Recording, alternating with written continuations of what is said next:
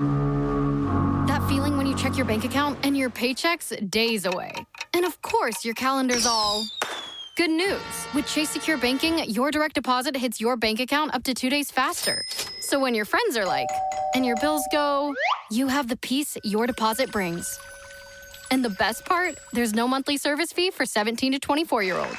Thanks to Chase Secure Banking. For Chase Secure Checking only, eligible direct deposits may be credited up to 2 business days early, depending on when the payer submits the transaction. Member FDIC. Did you know Fast Growing Trees is America's largest and most trusted online nursery with thousands of trees and plants and over 2 million happy customers? Whether you're planting fruit trees, adding privacy, brightening things up with flowers, or bringing in house plants, Fast Growing Trees has it all. Even better, they can help you find options that are right for your climate, your space, and lifestyle.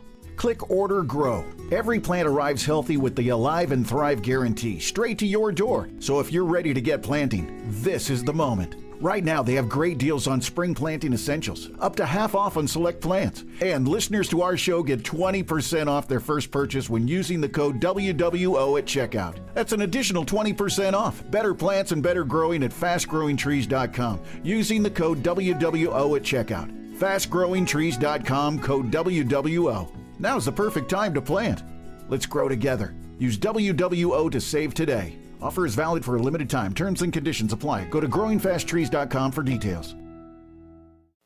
This episode of Phillies Therapy was executive produced by Adam D., Andrew C., Andrew G., Joe M., Mary R., and Owen S. Thank you all for your support.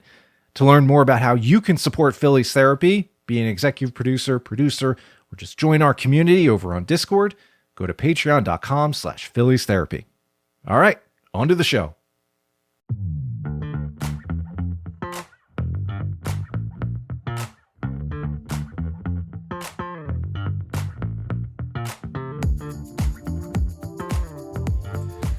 Good morning, ladies, gentlemen, fanatics of all ages. Welcome to the Dark Ages. Welcome to the dicey period. Welcome to an interesting looming inflection point with your Philadelphia Phillies. The slide continues. Things did not get much better over the weekend against the Braves. So much so, in fact, that the lone bright spot was Zack Wheeler's return, which was an almost unqualified success. And that was good. It was good to see Zack back. It was good to see Zack Wheeler resembling the Zack Wheeler we all know. There were things that still need to be ironed out. Sure, fine. It was his first start back after major surgery, and he looked good. And the Phillies won a game. How about that? They stopped their losing streak, and then they promptly turned around on Sunday and looked like they have for the rest of the last 2 weeks. Things are looking a little iffy across the board. Players are underperforming on both the hitting side and the pitching side. Jobs may be on the line now, here in late April. This is not the start we were expecting in any form or fashion, and it is falling well short of expectation. This is a team that should have had championship aspirations, and now we're talking about managerial changes, other changes. Who knows?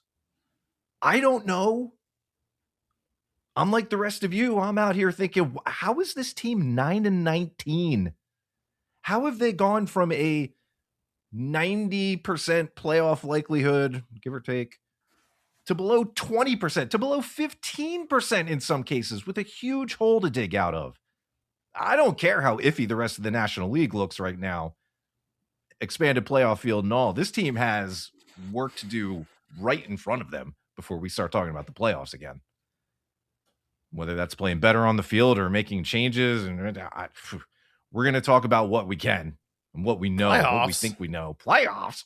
Look, you heard him just there. He is my co-host. He is the Athletics Phillies beat writer. He is Matt Gelb. I'm just going to get right into this. Matt, this sucks, first of all. It's ugly.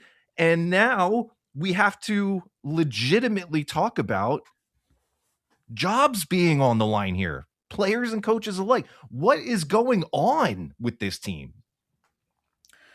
Well, I mean, I think everything is on the table, Paul. They don't have a 10-game losing streak anymore. They won a game. That's one thing. Yeah. But Sunday just felt not only deflating, but it just felt like so many of the other games have felt. And I think that was a bigger feeling, to take away after, finally winning a game. You're like, okay, maybe maybe this is when it starts. Zack Wheeler is back. But no, they didn't have any effective starting pitching. They didn't have any offense. And it was essentially the same game that we've seen so much this season. And I think with the off day here on Monday, as we record this, I think is, as you said, an inflection point. And I think that it's a time for the Phillies to really take a look at this thing. And, Dave Dombrowski was traveling with the club in Chicago and Atlanta. And then when we got to Atlanta, he summoned 3 of his top scouts to Atlanta and was pretty overt about it. They were in the clubhouse. They were in the dugout. They were asking questions. And, I don't think that anyone among the coaching staff necessarily or the players thought that like those guys were snooping around. But it was certainly a very outward show of power by Dave Dombrowski, who's saying, I'm mad about this. I'm starting to ask questions. We are evaluating every single part of this thing, and definitely an unusual way of handling it. Although I was told by somebody from another club who would say that, well, this is kind of like this is definitely like an old school way of doing things. And, I think it's one thing if you want to bring some of your people in to watch the games and try to evaluate, but it was definitely different in that the scouts weren't just in the stands. I mean, they were very much hands-on and sort of engaging people in meetings and asking questions about how the Phillies are doing. What is it you say you do here? And so I think that's a naturally something that you're gonna scratch your chin a little bit, and layer that on top of the way that they've played and the fact that, of course, Paul, the Boston Red Sox cleaned house, right? Mm-hmm. And so now everybody else who's off to a slow start is like, well, when are they going to clean house? Fans of those teams, when are they going to clean house? Boston did it. When is everyone else going to do it? Time to fire everybody. And a couple thoughts on that. One, I don't think it's a good business to emulate a dysfunctional organization, which the Red Sox totally appear to be right They're now. Not in a good just state, given the fallout, whether or not they should have fired Alex Cora and 5 of his coaches. I don't know. I'm not intimately familiar with the Red Sox situation. From afar, it seems like, there's some real interesting dynamics happening in that organization. That feels like it's always been that way with the Boston Red Sox. There's a lot of players. The other thing too, Paul, is Ken Rosenthal wrote a column and he just laid it out. And this is not a fact that there's like a hidden fact, but I don't think I really realized it until it was written there in front of me. Is that the Red Sox won the World Series in 2018 with Dave Dombrowski at the helm. They've made the playoffs only twice since then. Okay, and so the Phillies situation is not necessarily analogous to that. Wow. The Phillies have made the playoffs in 4 straight seasons, and have won the division in back-to-back years. And so, Paul, I ask you, how much grace should that allow? How much patience should there be? Is 28 games enough to tell us that something has to change? Is it fair to change the voices in the room when you dedicated and committed to those people in the off season, for quite some years, and showed faith in the manager and the coaches that they were the ones to lead it. Continuity has been a very important aspect of this Phillies run. Is it so bad, or are you so desperate right now that you're saying we got to do something? It's time to just change something. It's so disappointing in that respect, because I like a lot of the voices in the room, so to speak, right? I like the talent in the lineup that is so vastly underperforming. I like the talent on the pitching staff that has held its own for the most part, but has also looked shaky. I like Rob Thompson as a manager. I like what he's done for the last, almost 4 calendar years, right? I like a lot of that, and I've come to be somewhat comfortable with that. And maybe that's a flaw. Maybe that's something I need to shake off. But I would find myself disappointed if Rob Thompson was fired now, because I don't think this is his doing. I think he is doing what he can with the pieces he's been given. This feels more like a roster assembly failing than it does a Rob Thompson failing. This is a team that has significant underperformance that has probably taken us all by surprise, management included, but does not have the backup plans to make it better, right? We're seeing Felix Reyes be the call to play first base and left field and back cleanup to try and solve some of this, while Alec Boehm is in the worst slump of his career, and Adolis Garcia hits the ball hard but still is an imperfect player in his own right. Like he's not, none of these guys are the answer. And that's the best option right now. Like that is the best option we have. Dylan Moore is your starting center fielder on some nights. Okay. Like, this is a different conversation than the job situation. Okay. Because jobs are, when I say everything's on the table and jobs are on the line, I think that includes players, right? It certainly does. Yeah. But I'm going to give Paul, I'm going to tell you something. All right. This to me is the bigger story. Mm-hmm. Okay. The Phillies have removed 2 players from their opening day roster for performance reasons. They've obviously had a ton of other transactions, for injury related things and shuffling guys back and forth to get fresh arms in. But I'm saying there have been 2 players, as best as I can tell, who have been removed from the roster for performance reasons to try to upgrade that spot on the roster. Mm-hmm. Those players are Otto Kemp and Taijuan Walker. Yep. Okay. Yep. And certainly, both players, probably need to be shuffled out. But I'm saying that is that if you're going to start firing people right now, and those were the only 2 roster moves, those were the only 2 levers that you could pull before you had to turn to firing people, maybe there's a bigger problem here. Oh, yeah. Oh, yeah. Right? Yes. 100%. I really have to wonder, look, okay, whenever a manager is fired, most of the time when a manager or a hitting coach is fired, is it that person's fault? Usually not, right? Yeah, right. Okay. I mean, I think in most instances we can be objective enough to say, it probably wasn't that guy's fault. And certainly there are times where, the manager has made, has either alienated his clubhouse or made so many egregious in-game decisions or mismanaged his bullpen that you're like, well, I mean, the guy's got to go, right? I don't think that this is the case, this particular situation. Do you? If it's Rob Thompson, yes. Then he's the fall guy. Again, I think Thompson's doing fine with what he's got. Kevin Long, I feel I can't put conviction behind what kind of fault I ascribe to coaching performances and all of that. I have long felt, pun not intended, that the hitting side of things has lagged significantly behind the pitching side of things. I think Caleb Cotham was an incredible find who has done tremendous things in his, few years with the club now. I think he is somebody who has helped, at the major league level, given demonstrable results of, hey, here's the program I have. Here is how I can reach the players to get my message across. And it works by and large. Not always, doesn't turn everybody into, Roy Halladay, but by and large, it works.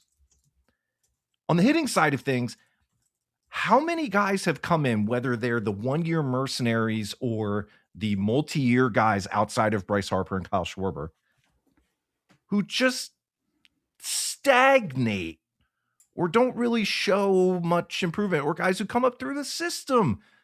How much time we spent talking about Bryson Stott and Alec Boehm, and they've slid backwards. I don't know how much of that is the player. You had a note about Alec Boehm not really listening to coaches in one of your recent stories. I don't know how much of that is the players and how much of that is the coaching itself. I can't tell. So I don't know, All I know is the hitting side is lagging, and it has lagged. And if the hitting coach is somebody who takes a fall here, that's not without merit, I don't think.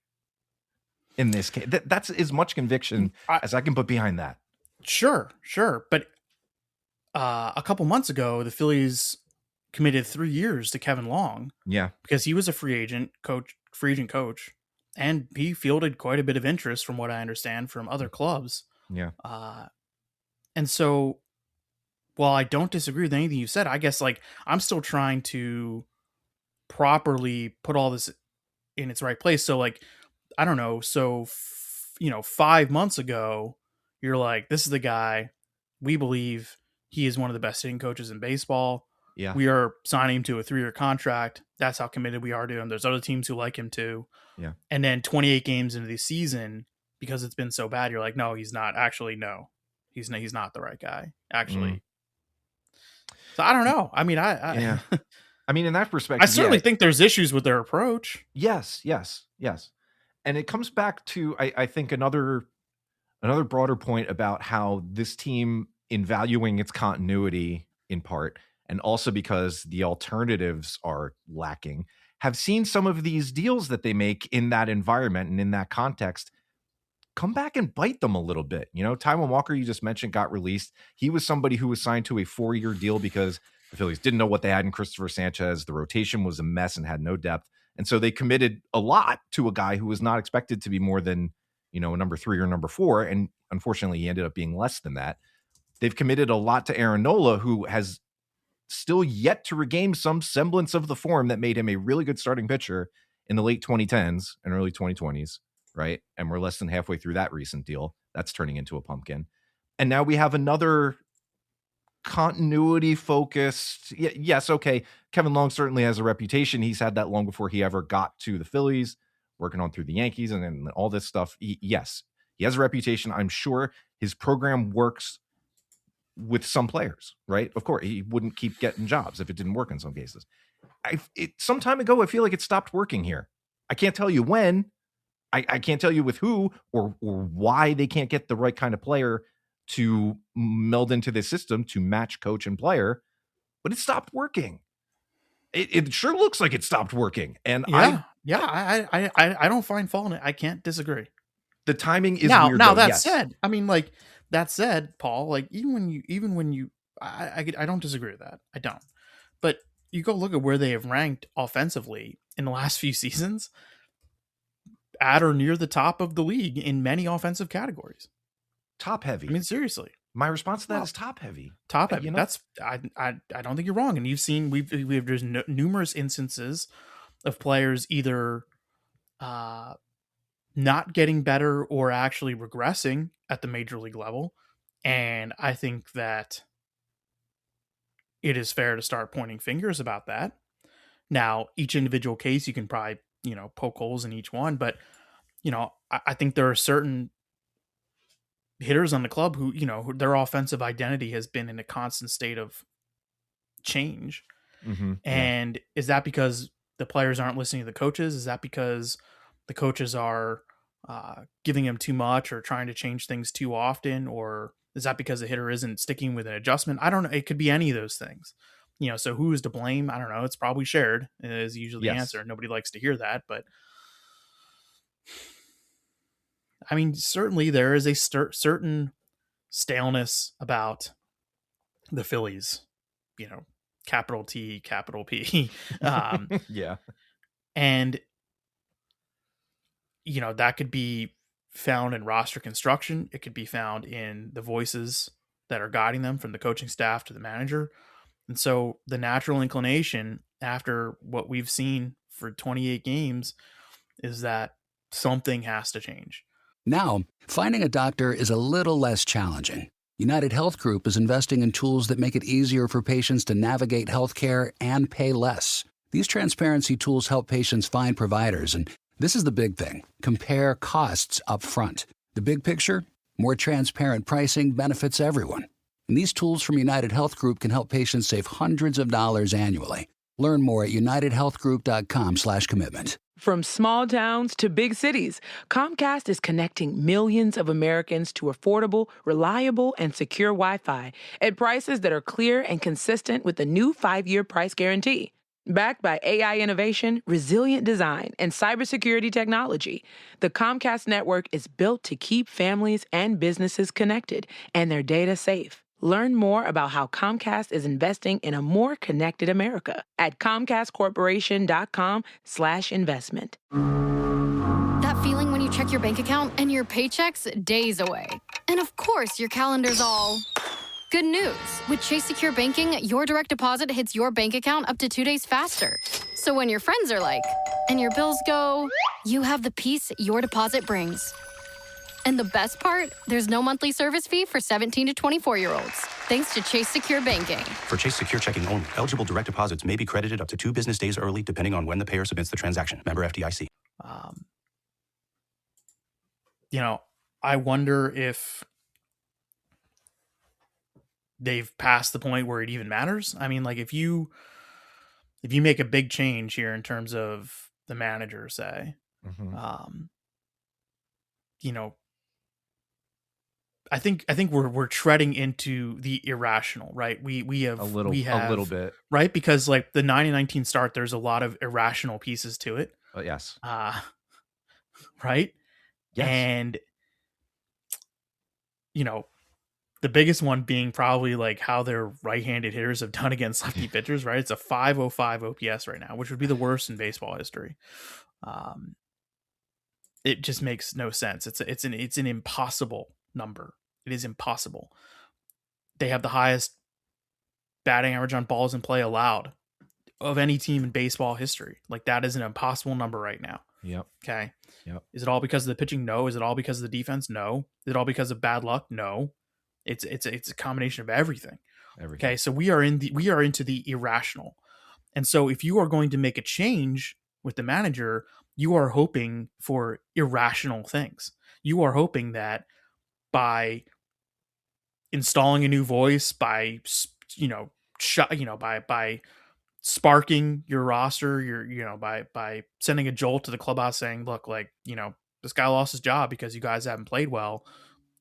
You're hoping that in some irrational way that motivates, that clicks, that starts something, right? Because like there's no reason to believe that after watching the players, without changing the combination of players dramatically, there's no reason right now to believe that it's going to drastically improve. So you're hoping for some sort of irrational bump. Yes. Agreed.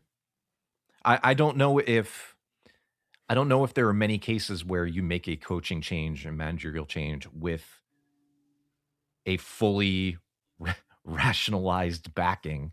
It almost always seems like there are cases where a team that is underperforming for various reasons, players included, are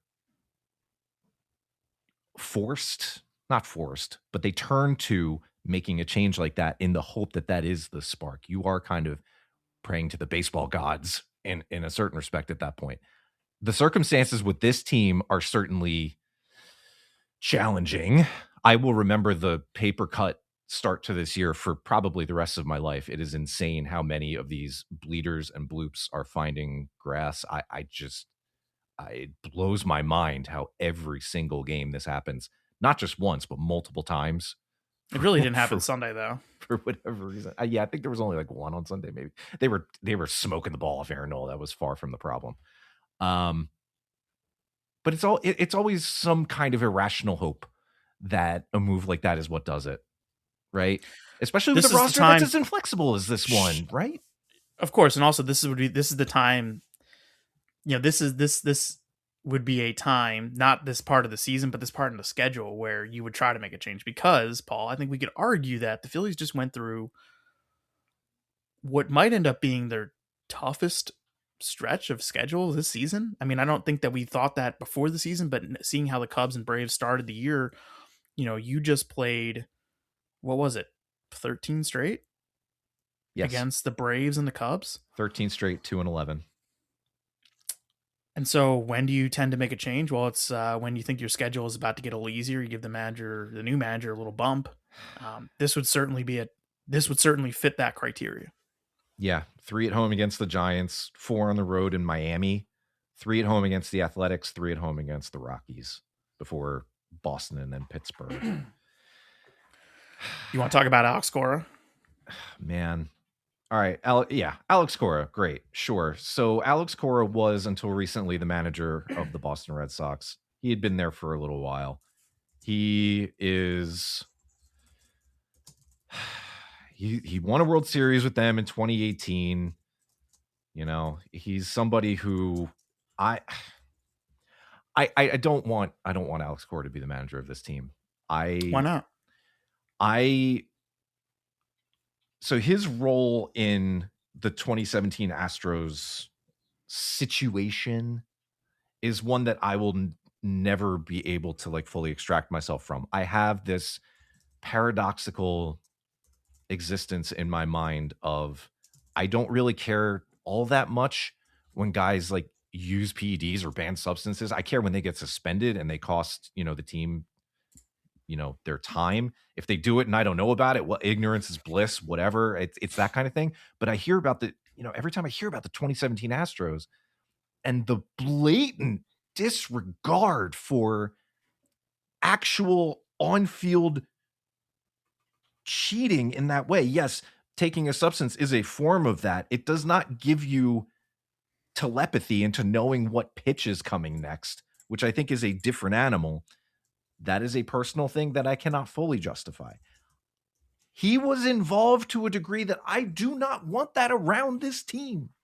I get iffy still when I see like the Carlos Correas and the Jose Altuves and the Alex Bregmans just kind of coast now. We're on to talking about how Jose Altuve is a future Hall of Famer. Alex Bregman was somebody that a good portion of the fan base here wanted on this team to play third base as recently as this offseason. I think the memory of what happened in 2017 has expired to a point where it's just okay or tolerable, or in a different form of what I just said for my own thing, ignorance is bliss. I can't get over that though. I don't want to see that every time I see a camera cut to him in the dugout. I don't want to have to think about how that's now associated with this team. I have a problem with that. It may be an inevitable thing that I just kind of have to get over if I have any shot of enjoying baseball for the rest of this year, if that's the move. But I would really rather see this team win a bunch of games to keep Rob Thompson's job so that I personally, selfishly, don't have to think about that. I don't want to be involved with that. That's how I am on Alex Cora right now. I don't want it. I don't want it. I have a couple thoughts about Alex Cora, and the biggest one that comes to mind is that if the Phillies do indeed hire Alex Cora, which I don't know how even feasible that is right now, I actually could see a situation in which if the Phillies truly did want to make a managerial move in the next 36 hours, that they would first hire an interim from within, and then possibly then in a week's time or whatever, then permanently hire Alex Cora as manager sometime during the season. You could see 3 different managers this year. I could see that happening. I could see anything. You could tell me anything's going to happen in the next 36 hours and I would believe you. Seriously. I could see Rob Thompson remaining. I really could. I mean, maybe they fire a coach. Maybe they don't do anything. Maybe they shuffle the roster first. Dave Dombrowski has said that he needs usually 40-ish games to make proper evaluations. We're not there yet. We're at 28. No, we're not. And so I think everybody assumes, that somebody is getting fired here right now. I don't necessarily think that is the case. I want to make that clear. I'm not convinced that is happening right now. I'm not. That's why I say that I think everything is on the table. With regards to Cora, he is inexorably tied to Dave Dombrowski. They are close. They remain very friendly. They have strong mutual respect for each other. That is how people have described their relationship to me. If you are going to hire Alex Cora, that is another strong vote of confidence in the idea that Dave Dombrowski is fit and the best person to continue to run this thing beyond 2026. Okay? Dave Dombrowski is under contract through 2027. He turns 70, I believe, later this year. the fact that he, really hasn't committed to more years beyond that, or the Phillies haven't talked about it. I mean, I think John Middleton's on the record saying that Dave Dombrowski can do it as long as he wants to do it, essentially, run the Phillies. Should that be how they're still looking at this thing? And if they do indeed hire Cora as manager,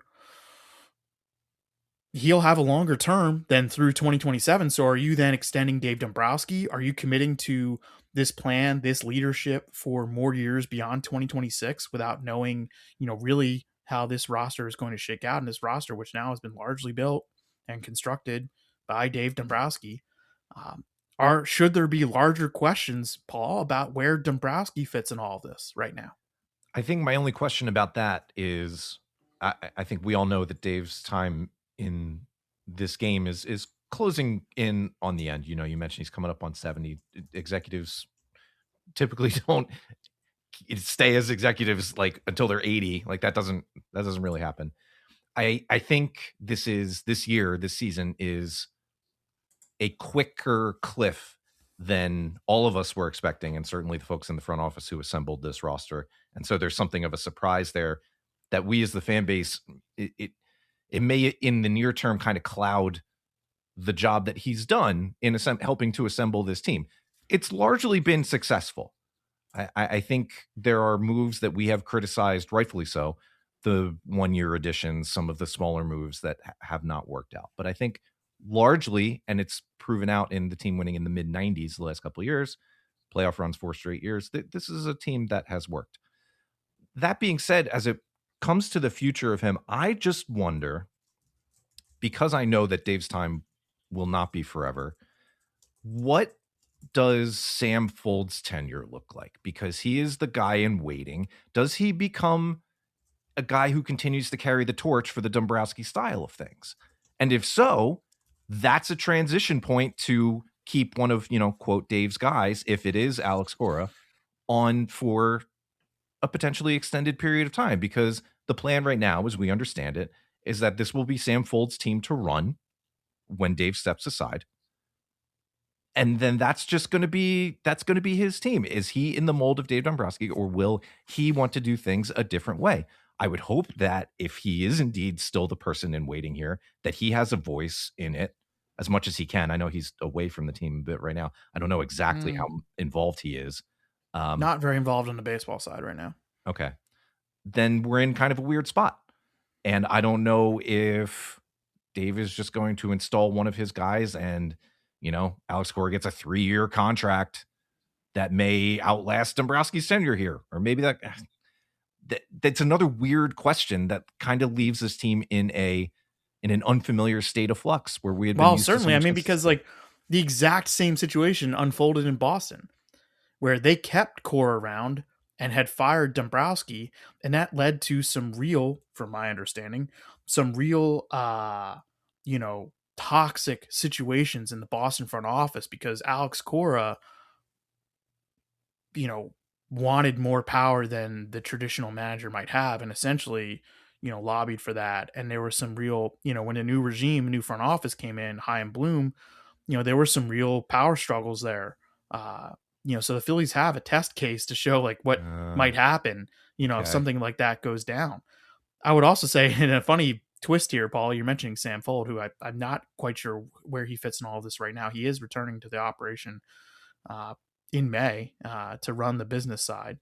Sam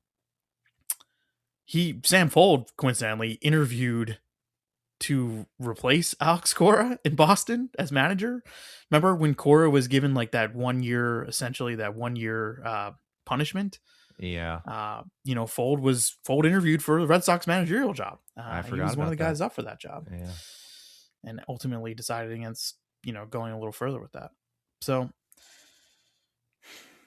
I just wonder about also, certainly Alex Cora is a proven manager who, there's a lot of people who like Alex Cora, and he's been successful in the major leagues. Yeah. He's won a World Series. Yes. He played, a lot of guys know him and like him.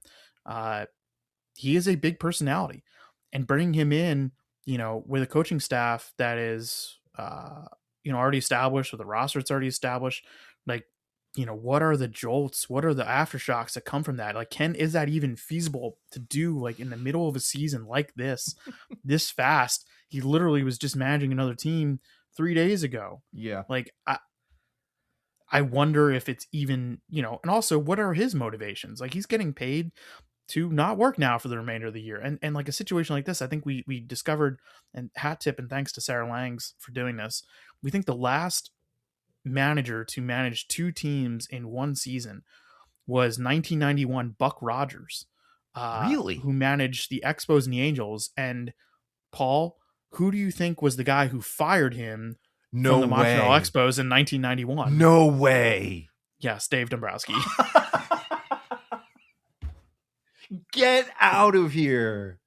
I just remember Buck Rogers because I feel like I remember having like a 1993 Topps card of Buck Rogers. And he would have been managing the California Angels at the time, I think. I might be misremembering that. But this is highly unusual. And so, okay, forget the Alex Cora situation, okay? Like, let's say the Phillies want to make a change at manager and they do something a la what they did in 2022, which was fire Joe Girardi, install Rob Thompson as the interim manager. Yeah. Like, would you go for that? Do you think that they could promote, say, Dusty Wathan or Bobby Dickerson to the interim job? And is that much of a difference or change? Or do you think that's a big enough jolt, to the clubhouse saying, look, hey, like, you got to step it up. Like, you just cost them, Rob Thompson, he's taking you to the playoffs the last 4 years. He just lost his job because you guys haven't played well enough. Yeah. Does that do it? Does that do it for you? That does it more for me than Cora. I would rather see Dusty or Bobby take an interim helm. Dusty, especially. Dusty, I feel like has been in the mix to be Phillies manager for 15 years at this point. It would be nice to see him get a shot just in that regard. And Bobby Dickerson, I feel like, has the personality and familiarity with so much of this team that he can blend with it. There's a little less of a disruption there than bringing in an entirely new personality of a level like Cora that you're talking about. That's sort of like rearranging deck chairs at that point, because if you're going to make the move, it's going to cause a shockwave of some form or fashion, and trying to limit that, I don't know what that really serves, like what purpose that really serves. Well, I mean, I think when you're making a change here, this is any time, Paul, when you're making a change, whether it's a front office change or a player change or a manager change or a coach change, you're usually looking for the opposite, right? You're looking for the opposite type or opposite personality, right? Like, and they did, and I know it didn't seem like that when they did Girardi to Thompson, but it was. I mean, Girardi at the time was, sort of a ball of stress and very uptight, and that had permeated to, the players. And I think at the time we could kind of see that and know that. And, there was so much about Rob Thompson that was sort of unknown, but I mean, he's very much a different personality, a different type of leader. So maybe you see that, maybe you see that with Bobby Dickerson. I don't know. Maybe he seems more outspoken and a bit, louder than Thompson would be. I don't know if that's the change that would be the case here, whilst maintaining some familiarity. So much of this comes down to how much of this core is still going to be here and the player side. How much of this team is not going anywhere. Like, maybe there are one or two things you can rethink this coming off season, maybe, but there's labor conditions and everything that's going to mix all of that up, where you could think about some of the guys who are under contract for longer. And that's a later question. So much of this team is going to be here that I feel like that adds in a complicating factor here, because there's not going to be a ton of turnover again next year. At least I'm not expecting it. So you kind of have to have somebody who maybe can keep that sea calm, because you're expecting so many of these guys to still be around that it's not going to be a complete change of philosophy and personality. I don't know. Again, I feel like I'm rearranging deck chairs. No, but this comes back to the biggest question that we're trying to answer, and that is it time to pull the ripcord 28 games into this season? Does 28 games, and as bad, and Paul, like you said, as nightmarish as they've been, does that undo what you have built systems wise, on the pitching and the hitting side and then the managerial side, does that undo what success they've had? Like, is this enough to tell you that this isn't going to work? Like, do they have to make a change right now? Now, finding a doctor is a little less challenging. United Health Group is investing in tools that make it easier for patients to navigate healthcare and pay less. These transparency tools help patients find providers, and this is the big thing: compare costs up front. The big picture? More transparent pricing benefits everyone. And these tools from United Health Group can help patients save hundreds of dollars annually. Learn more at unitedhealthgroup.com/commitment. American homeowners are sitting on $30 trillion in home equity. But home insurance is up over 100% since 2010. Healthcare, childcare, property taxes, all up. But wages? Just stuck. Lots of equity, but feeling the squeeze. Every month they wonder why it still feels so tight. Unlock thinks we need to talk about this more. Start at unlock.com/equity. Unlock Home Equity Solutions and MLS 2657081. The fact that it has looked as bad as it has makes that a serious question. I think it's still a little too early, but my own patience is withering. And it's hard for me to push back against that, to say, no, you just have to keep waiting. We just have to keep playing this out, when there are so few viable alternatives on the player side to shake things up. And it has looked as dire as it has for a month. Even when they had a winning record, they were 6-4 at one point, remember? Even when they had a winning record, it was ugly. They were winning ugly. I don't think any of us saw this coming, but it was not pretty. It has not been a good month. It has been a very, very bad month. And maybe because it's been just about a full month now of this miasma of crap, that it's enough to sway things. It certainly got me questioning things. I am clutching with my fingernails with the shred of patience that I have left to be like, why am I talking about this in April? It's so early. Well, it's because they've looked really bad, silly. Like, there are equal forces at work here. And if they keep playing like this for too much, I feel like it's an exponential curve that just goes up and up and up with every loss that mounts now. If it doesn't happen today, April 27th, it doesn't happen tomorrow, maybe it doesn't happen this week, but it's so tenuous that every loss ups that possibility dramatically. And soon I'm just not going to be able to hold on to what patience I have left. Sure, but yes. And everything I think that we've discussed in the last however many minutes we've been talking is all fair and valid, but I think it is taking away from the more important conversation, and that is the roster, that is the construction of the roster, that is the current state of things. Rob Thompson put an outfield out there in game 28 of Felix Reyes, Dylan Moore, and Adolis Garcia. And you could make the argument that that was his best shot. You really can. Okay. Because Chris Sale is one of, if not the best left-on-left starters in the history of the sport. Okay. He actually has the lowest, I looked this up, he has the lowest OPS left-on-left in recorded history, like for a starter with enough innings. Like, I think it was like 800 batters faced, basically. Okay. Which is a starter who's pitched, several years in the major leagues, a left-handed starter. And so Justin Crawford entered yesterday, and there's people who are upset that Justin Crawford didn't play. And I get it. You want to see Justin Crawford, but he entered the day the last 2 weeks, 4 for his last 36. Yeah. He's 1 for 16 this year against lefties, 4 strikeouts. Brandon Marsh has played better. Certainly has gotten his hits against righties, still struggles against lefties. And again, Chris Sale is, one of the best lefties there is. So getting as many right-handed bats as you can in the lineup there against Chris Sale, totally understand that. I think it was, I don't know that it was the wrong decision, but that's what we're talking about. His choice is like Brandon Marsh left on left or Dylan Moore in center field. Yep. And Felix Reyes, who homered against Chris Sale in his first major league at bat, an incredible moment, very cool, is now 2 for 17 with 2 singles since that at bat. Probably not a major league player right now. Okay. Not quite. Dylan Moore, probably not a major league player right now. Yeah. Does not have a hit yet this season in very limited action, of course. The inning that just, drives everyone crazy. I don't know how much anyone was paying attention to Sunday's game. I get it if you weren't. But in the fourth inning, Sale strikes out the side on 13 pitches. One pitch was in the strike zone. Oh, that was... It was Reyes, Garcia, and Bohm who struck out.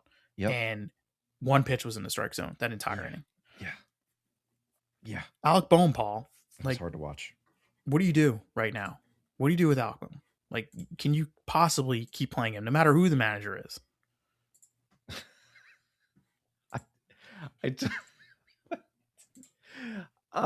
Should they make Alec Bohm the manager and that way? Boudreaux. He's the Lou Boudreaux situation. Matt, I am stunned at what is happening with this guy. I don't understand it. I don't understand it at all. I don't know what happened. Complete disintegration of skill at the plate. It's gone. He hits nothing hard. He's not striking out 40% of the time, but it almost feels like it doesn't matter. It's so strange. But he continues to play because they literally have no alternative. No other option. What are you going to do? Call up Christian Cairo? Play Sosa, but we know that Sosa is what he is. But maybe Sosa should just play. Sosa, who apparently has forgotten how to play second base on top of all of this. I don't know what's going on with that. Everybody's doing something weird. Right, because they haven't been winning. And so you feel like, that's in the back of your head every time that you're in the field, at the plate, on the mound. That I got to do a little more today because I got to help. We got to turn this around. I got to help us win a game. I got to do a little more. And you press. And that's human nature. Does firing the manager, does that just make a clean slate and everyone's like, okay, this sucks. A guy lost his job because of me, because of us, because we didn't play well. Does everybody take a breather after that? I don't know. I don't know. I don't know either. I don't know either. I just think it is now. It has been probably for the majority, for a little while now been the case, but I think it is now completely upon the players and the field staff to win back the fan base and prove that they can make the playoffs, that they can make a serious run at this. Because right now, despite the talent accumulated, despite the names on the roster, they do not look like a serious team. It goes beyond 9-19, which in itself is bad enough. They don't look threatening. They don't look like, outside of Harper and Schwarber, who even Schwarber has regressed a little bit. He's still doing pretty well despite the low average. He's hitting home runs, but he's striking out more, and he is not quite up to the level he's been the last couple of years. Outside of those two guys in the lineup, and even Harper, when he goes 0 for 4 with 3 strikeouts yesterday, it's he can't do everything, but he looked bad yesterday, again against Chris Sale mostly. Look, this team has to do it, right? They are not going to have the full-throated support of the fan base when they start this brief little homestand on Tuesday. There are going to be a lot of people who are there against their will to watch this game against this team, because right now things are just, if I can sum things up in a single sound, and they need to respond to this.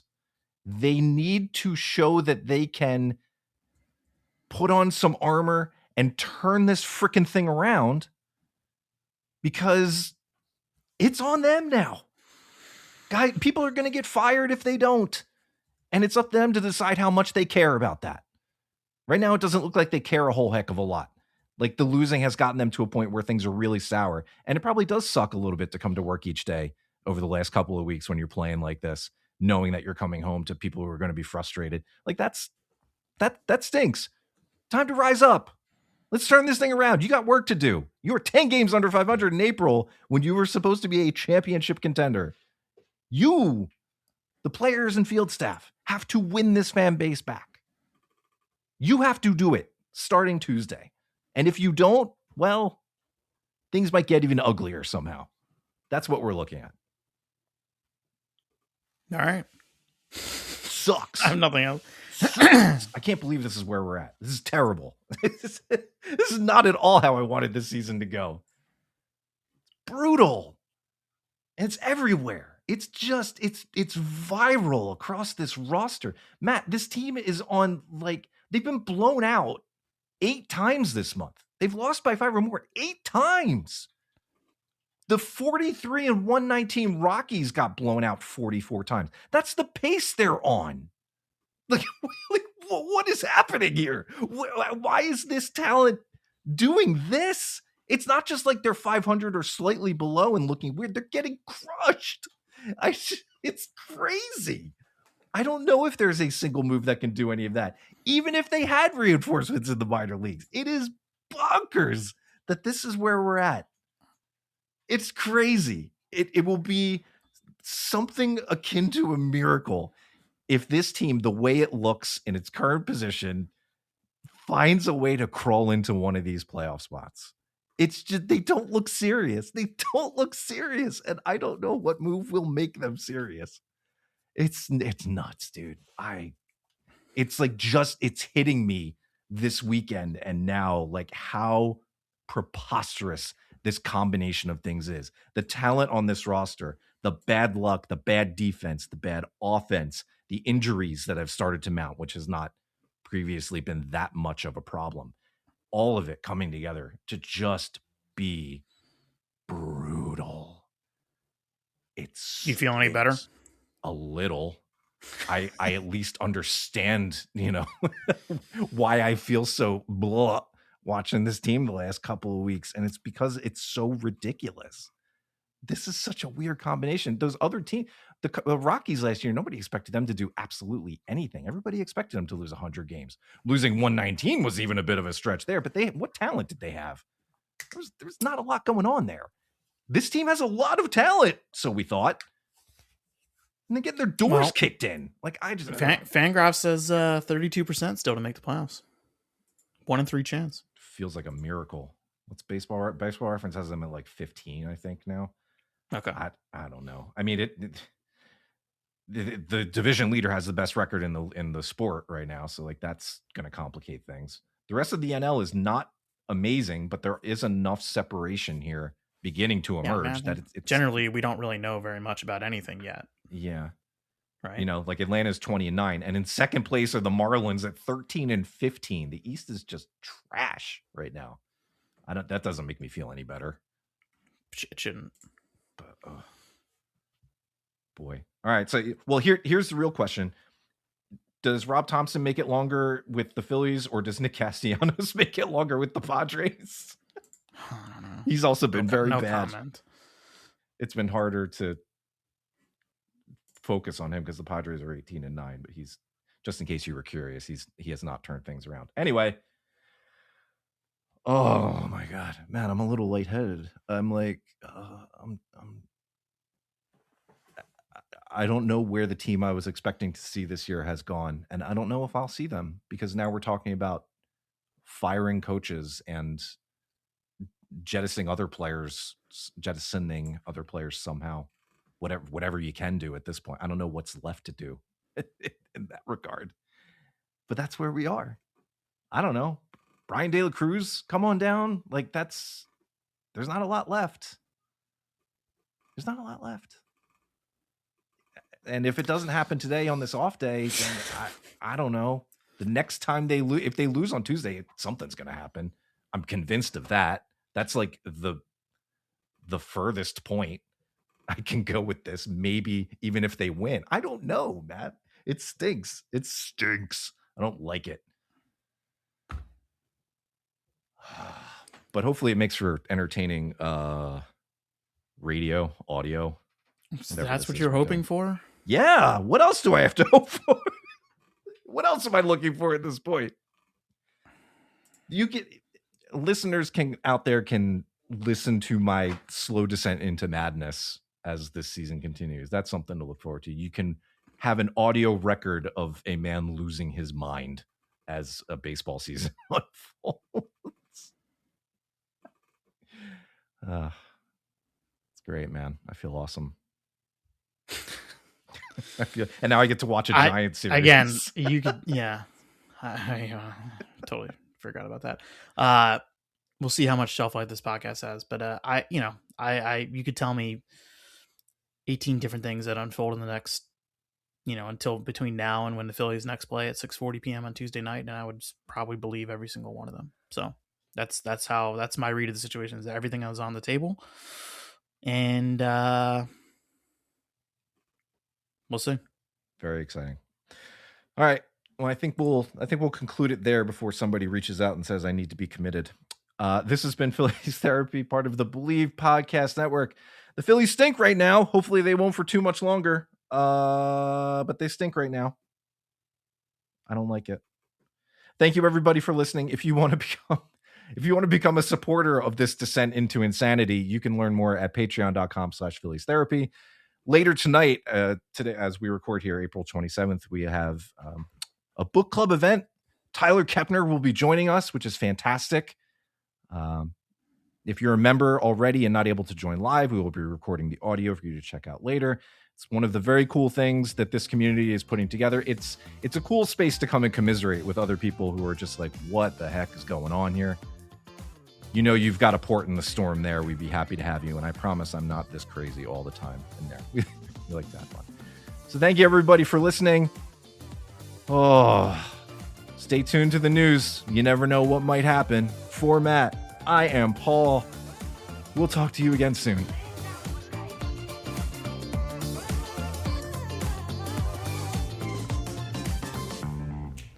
Special thanks to the producer-level supporters of this week's episode on Patreon: Amy Z, Birche F, Brian J, Brian L, Briana W, CallisonGhost, Christopher S, Daniel Y, and B, Hunter R, Ian, Jack S, Jacob T, Jaedon M, Jami P, Jason G, Joe M, John S, Kaitlin M, Kodi L, Lindsay, Lisa L, Matt H, Michael W.E.I, Michael W.E.R, Nate J, Phil C, Robert R, Timothy G, Tom D, Tom H, Vinay V, Zack, and our anonymous supporters. Thank you all so very much. If you'd like to learn more about how you can support the show, go to patreon.com/Phillies Therapy.